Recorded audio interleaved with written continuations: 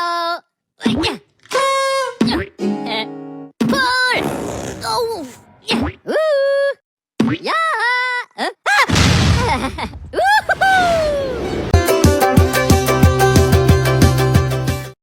A few moments later. Assalamualaikum warahmatullahi wabarakatuh dan selamat malam. Perkenalkan, nama saya Nasya Prastika. Saya berasal dari kelas 10-1.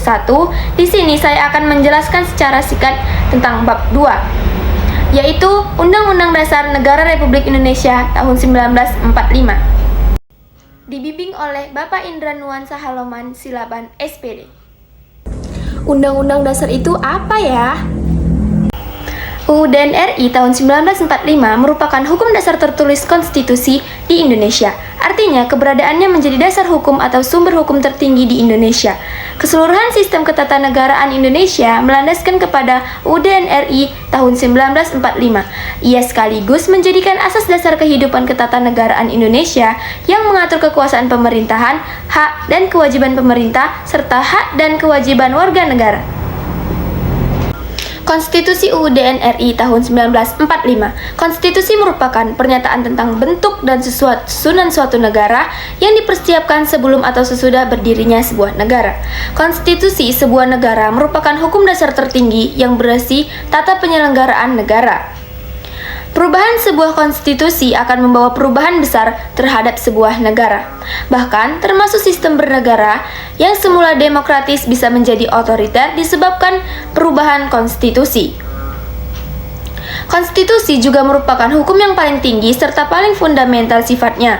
Oleh karena itu, konstitusi sebagai hukum tertinggi sebuah negara harus dimaksudkan untuk mencapai dan mewujudkan tujuan tertinggi negara. UUD RI tahun 1945 untuk pertama kalinya diganti oleh Konstitusi Republik Indonesia Serikat pada tanggal 27 Desember 1949. Maka sejak tanggal 27 Desember 1949 diberlakukan Konstitusi RIS. Penggantian ini membawa dampak besar dalam ketatanegaraan Indonesia. Salah satunya adalah berubahnya Negara Kesatuan Indonesia menjadi negara serikat.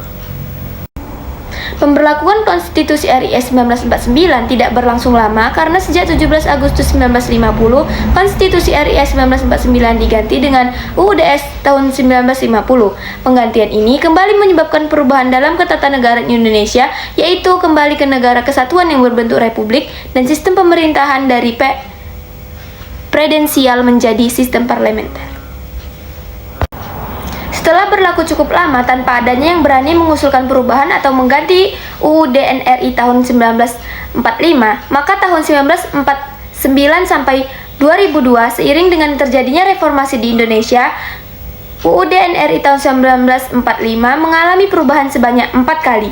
Salah satu hasil perubahan terhadap UUD RI tahun 1945 adalah mengenai sistematiknya. Sebelum amandemen, sistematik UUD RI tahun 1945 terdiri atas pembukaan, batang tubuh 37 pasal, 16 bab 49 ayat, 4 pasal aturan beralihan, dan 2 ayat aturan tambahan. Setelah amandemen, sistematika UUD tahun 1945 menjadi pembukaan tetap 4 alinea, batang tubuh 21 bab, 72 pasal dan 72 ayat aturan peralihan, dan 2 ayat aturan tambahan. Secara garis besar, perubahan pasca amandemen adalah sebagai berikut. Yang pertama, mempertegas prinsip negara berdasarkan atas hukum Pasal 1 ayat 3 dengan menempatkan kekuasaan kehakiman sebagai kekuasaan yang merdeka. 2. Mengatur mekanisme pengangkatan dan pemberhentian para pejabat negara seperti hakim. 3. Sistem konstitusional berdasarkan perimbangan kekuasaan. 4. Setiap lembaga negara sejajar kedudukannya di bawah UUD RI tahun 1945. Menata kembali lembaga-lembaga negara yang ada serta membentuk beberapa negara-negara baru agar sesuai dengan sistem konstitusional dan prinsip negara berdasarkan hukum. 6. Penyempurnaan pada sisi kedudukan dan kewenangan masing-masing lembaga negara sesuai dengan perkembangan negara demokrasi. Menurut Kamus Besar Bahasa Indonesia atau KBBI versi online, norma memiliki 2 makna. Yang pertama, aturan atau ketentuan yang mengikat warga kelompok dalam masyarakat. Ia dipakai sebagai panduan tatanan yang mengendali tingkah laku yang sesuai dengan berterima. Dalam pengertian ini, makna norma adalah sesuatu yang berlaku dan setiap warga harus menaatinya. Kedua, aturan, ukuran, atau kaidah yang dipakai sebagai tolak ukur untuk menilai atau memperbandingkan sesuatu. Ada 4 jenis norma, yakni yang pertama norma susila, yang kedua norma sosial, yang ketiga norma agama, dan yang keempat adalah norma hukum. Pertama, norma susila, aturan pergaulan dalam masyarakat yang bersumber dari hati nurani manusia yang berkaitan dengan pemahaman baik buruk yang ada di dalam masyarakat seperti pergaulan antara pria dan wanita. Yang kedua adalah norma sosial, aturan pergaulan dalam masyarakat yang menata tindakan manusia dalam pergaulan dengan sesamanya seperti bagaimana berbicara dan bertindak sopan. Ketiga, norma agama, aturan pergaulan dalam masyarakat yang bersumber dari ajaran agama. Dan yang keempat adalah norma hukum, aturan pergaulan dalam masyarakat yang berasal dari peraturan yang terbuat oleh pemerintah atau DPRD di berbagai tingkatan. Contoh norma dalam kehidupan sehari-hari adalah peraturan RT.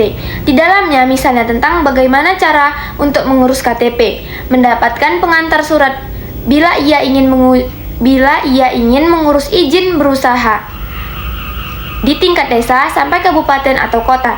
Ada aturan yang lebih sederhana bagaimana agar warga semua tiap malam ikut ronda kampung untuk menjaga keamanan. Baiklah, mungkin itu tadi yang bisa dapat saya sampaikan. Lebih dan kurang saya mohon maaf. Semoga apa yang saya sampaikan dapat bermanfaat bagi teman-teman semuanya. Assalamualaikum warahmatullahi wabarakatuh dan selamat malam.